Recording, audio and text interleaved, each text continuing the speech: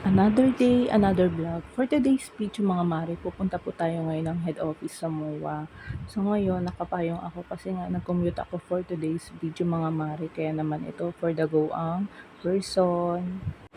Nagdala na nga rin ako ng payong mga mare kasi alam ko mainit sa labas. Tapos ito, picture-picture lang ako dyan. Ay, mali pala. Video mga mare. Alam niyo ba mga mare, sobrang naalala ko tuloy na nasa probinsya lang ako. Kapag ka walang payong, kagagalitan ka ng nanay mo, 'di ba? Kasi nga mainit tapos nasa arawan ka. So, ang tendency nagagalit ang nanay natin, 'di ba?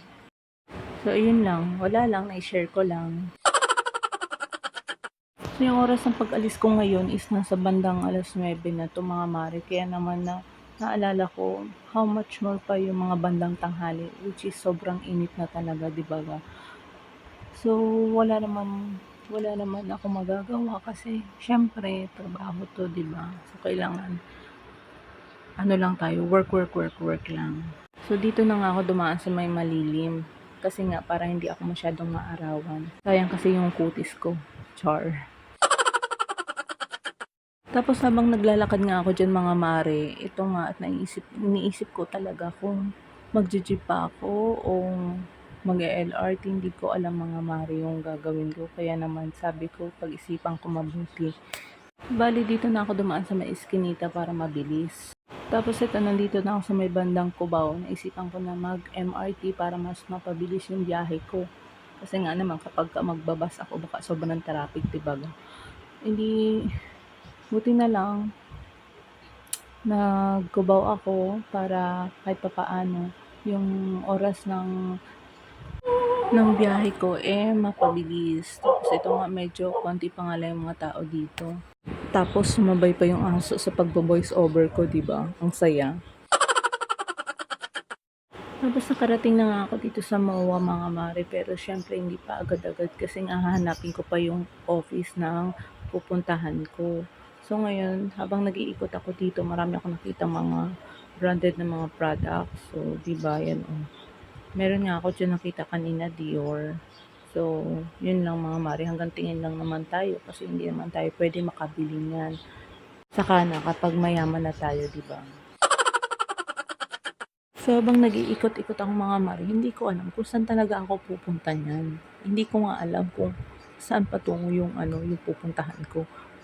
Parang feeling ko nagwi-window shopping lang ako. Ganon.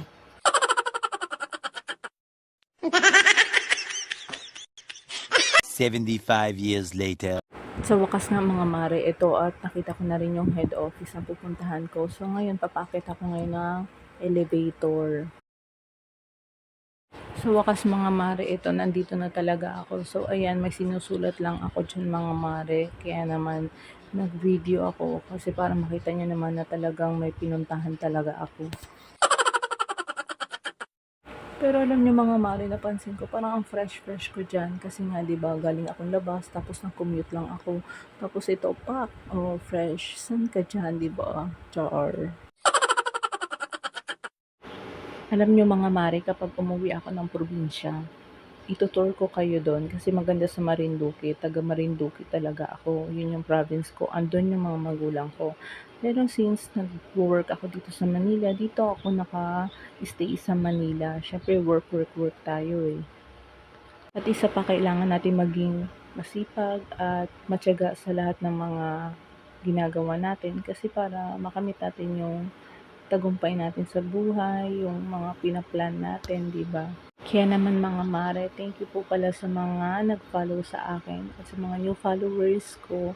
Thank you so much po. Patuloy nyo lang po akong subaybayan at panoorin ang mga nakakasawang video ko. Char.